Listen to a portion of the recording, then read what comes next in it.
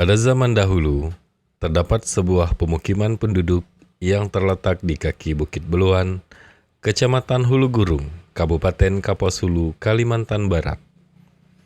Penduduk hidup dalam keadaan aman dan tentram. Tanah tempat bercocok tanam sangat subur. Hasil pertanian senantiasa mencukupi kebutuhan. Hasil panen selalu berhasil dengan baik dan tak pernah gagal. Tanaman buah-buahan selalu berbuah sepanjang musim. Penduduk sebagian besar hidup sebagai petani. Biasanya mereka menyadap karet terlebih dahulu, baru kemudian ke ladang untuk bercocok tanam. Hal ini berlangsung sejak berdirinya kampung itu. Pada suatu hari, ketentraman penduduk yang begitu tenang tiba-tiba terusik. Padi di ladang yang siap panen tiba-tiba gagal. Begitu pula dengan tanaman-tanaman lainnya seperti buah-buahan dan sayuran juga gagal panen. Babi hutan dan burung-burung telah menghabiskan jerih payah petani selama berbulan-bulan. Keadaan ini diperburuk oleh tidak berbuahnya pohon durian, langsat, mawang, mangga, dan lengkeng. Bahkan ikan-ikan di sungai juga tidak bisa ditangkap.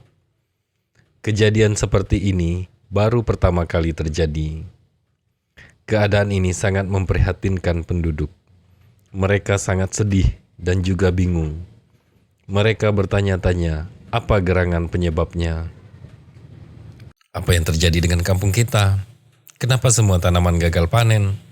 Buah-buahan juga tidak ada yang berbuah. Ikan di sungai juga menghilang. Tidak ada persediaan makanan kita lagi. Saya juga bingung. Keadaan ini tidak pernah terjadi sebelumnya. Di tengah situasi demikian, maka tersebar kabar seorang paman telah tega berbuat noda dengan keponakannya sendiri. Aturan adat sangat melarang perbuatan durjana, apalagi norma agama. Semua warga mengutuk kedua-duanya dianggap pembawa sial. Untunglah warga yang marah itu masih dapat disabarkan oleh ketua adat. Penduduk sudah tidak mau lagi melihat kedua rupanya. Oleh karena itu, paman dan keponakannya diusir dari kampung.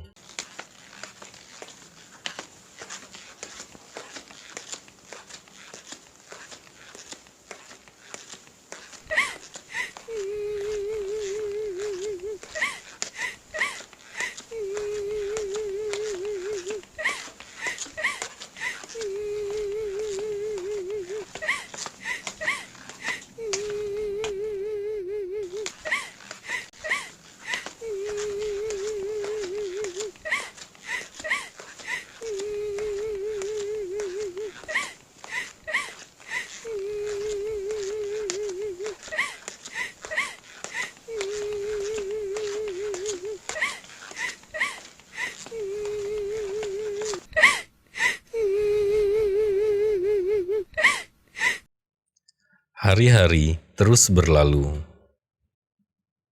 Pada suatu hari, cuaca yang tadinya cerah tiba-tiba berubah. Langit mendadak menjadi hitam. Petir sambung menyambung tiada henti. Penduduk menjadi cemas. Kejadian ini baru pertama kali mereka alami. Menjelang sore, hujan pun reda. Angin mendadak berhenti. Baru saja warga menarik napas lega, tiba-tiba mereka dikejutkan oleh suara petir yang menggelegar.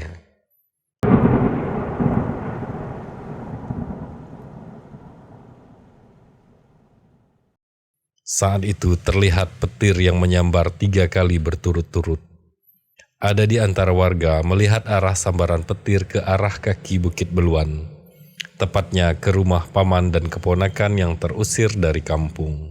Saat petir menyambar rumah itu, maka ketika itu pula rumah tersebut menjadi batu, termasuk penghuninya.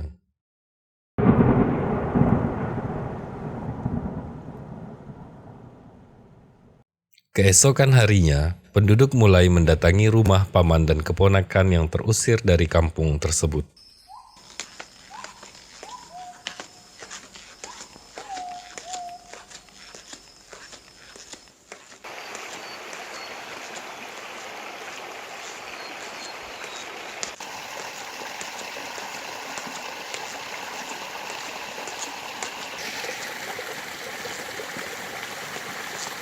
Alangkah terkejutnya mereka saat melihat tiba-tiba ada sebuah batu besar yang mirip seperti rumah. Para penduduk pun saling bertanya-tanya, "Kemana rumah paman dan keponakan yang terusir dari kampung?" "Saya juga tidak tahu. Sepertinya mereka dan rumahnya hilang tanpa bekas." Kemudian, penduduk pun mulai memasuki gua tersebut. Alangkah terkejutnya mereka melihat di dalam gua terdapat sepasang batu yang bentuknya mirip manusia. Sepasang batu tersebut letaknya berdekatan dan mirip manusia yang sedang duduk. Selain itu, terdapat pula sejumlah batu lain. Bentuk batu-batu tersebut mirip perabotan rumah tangga. Setelah mengamati isi dalam gua tersebut, mereka pun bergegas untuk kembali ke kampung mereka. Dalam perjalanan pulang, salah satu warga pun berkata, "Sepertinya rumah mereka beserta seluruh isinya telah menjadi batu." Ya, dari luar batu tersebut seperti sebuah rumah. Dan saat kita masuk ke dalam, batu-batu di dalam gua juga mirip seperti dua manusia yang sedang duduk. Dan banyak lagi batu-batu yang mirip seperti perabotan rumah tangga.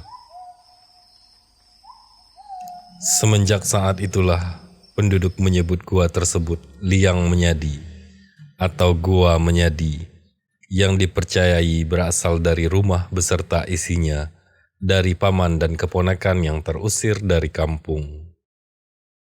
Gua atau Liang Menyadi ini bisa kita lihat hingga sekarang di Kecamatan Hulu Gurung, Kabupaten Kapuas Hulu, Kalimantan Barat.